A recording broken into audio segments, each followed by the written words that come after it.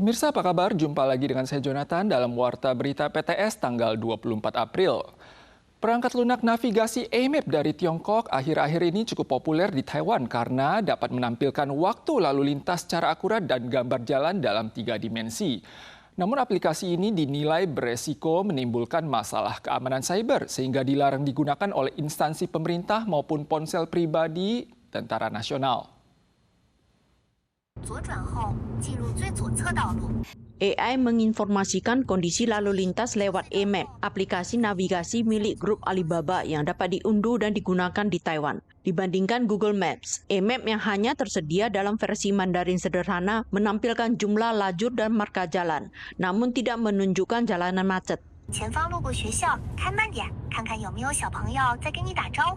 Saat fitur tampilan jalan 3 dimensi AMAP diaktifkan, sejumlah marka tanah seperti Taipei 101 dan Taipei Dome terlihat jelas. Jika memasukkan kantor kepresidenan, aplikasi akan mengarahkannya ke Nanjing, Tiongkok. AMAP juga merilis fitur baru, hitung mundur lampu lalu lintas, sehingga memicu kekhawatiran terkait isu keamanan siber.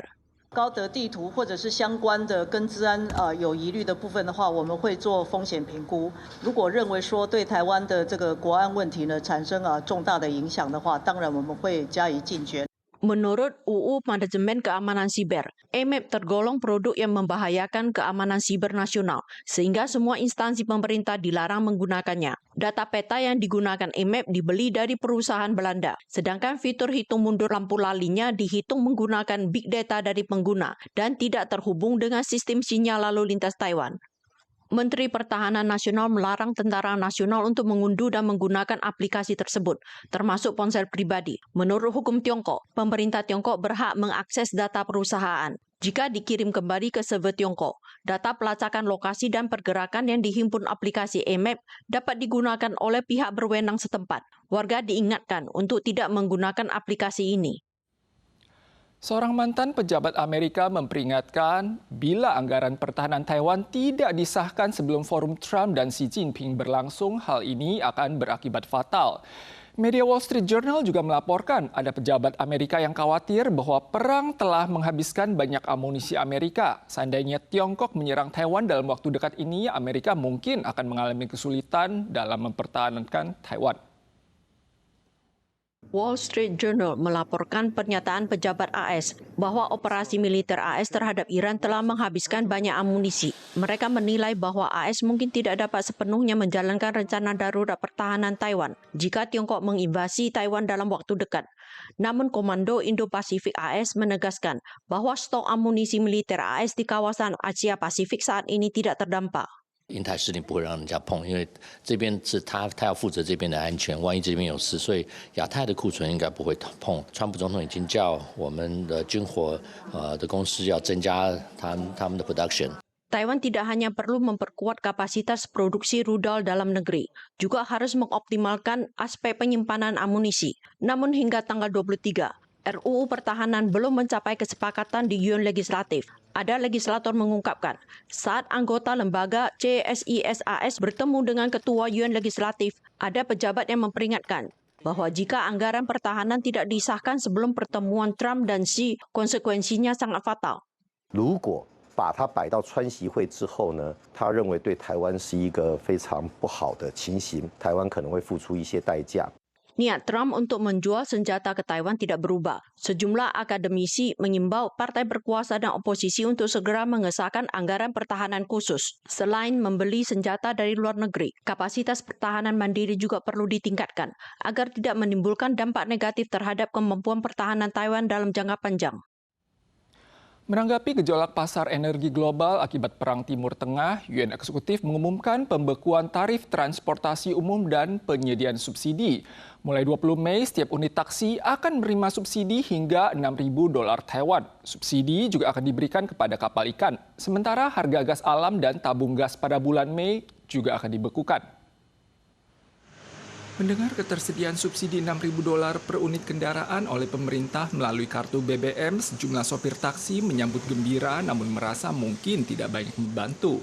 Menanggapi lonjakan harga BBM, tanggal 23, Yuan Eksekutif mengumumkan pembekuan harga gas alam dan tabung gas pada bulan Mei. Tarif bus antar kota dan penerbangan domestik juga akan dibekukan selama 3 bulan dan selisih harga ditanggung pemerintah. Program selama 3 bulan juga disediakan untuk menanggung biaya bahan bakar kapal ikan dengan subsidi sebesar $1.000 Taiwan per liter. Sebuah kamera tersembunyi ditemukan di toilet pria stasiun kereta Sinzuoying. Insiden terjadi pada bulan Desember tahun lalu. Petugas telah menyita dan memeriksa komputer dan ponsel tersangka. Perusahaan THSR menanggapi bahwa kasus ini merupakan perilaku perorangan dan akan mematuhi prosedur penyelidikan pihak berwenang. Stasiun kereta Sinzuoying merupakan kawasan terpadu yang menghubungkan MRT, kereta cepat, kereta api, dan pusat perbelanjaan, sehingga penumpang sangat ramai. Namun petugas kebersihan menemukan kamera tersembunyi di toilet pria stasiun kereta Sinzuoying pada Desember tahun lalu. Kepolisian baru-baru ini meluncurkan penggeledahan dan memperkirakan aksi perekaman diam-diam ini telah berlangsung selama 9 bulan. 因为我们每个小时都会巡厕所，去巡厕所的时候，突然发现小便斗那个冲水器那边有一个很奇怪的东西。 Komputer dan ponsel tersangka telah disita untuk pemeriksaan forensik digital guna memastikan rekaman tidak tersebar. Tersangka bermarga Chong diduga adalah pegawai THSR. 会不会哪一天在网络上就突然看到我们自己的照片被 PO 到那个影片上面去了，对吧？造成以后不敢在外面随便上厕所，不敢去公共厕所。 Pihak THSR menegaskan bahwa insiden tersebut merupakan tindakan pribadi pegawai yang terjadi di luar stasiun THSR. Mereka juga langsung memeriksa ruang ganti dan toilet pegawai. Semuanya aman. THSR menyatakan bersedia bekerja sama dengan proses penyelidikan. Juga berkomitmen akan bersikap tegas dan tidak memihak guna mencegah tindakan melanggar hukum. Guna mencegah insiden serupa, perusahaan TRC telah menginstruksikan perusahaan kebersihan dan pegawai stasiun untuk melakukan inspeksi mingguan di toilet stasiun guna memastikan keamanan dan privasi penumpang. Kasus penembakan di Universitas Florida tahun lalu telah menewaskan 2 orang dan melukai 6 korban lainnya. Pelaku didakwa dan dijatuhi hukuman mati.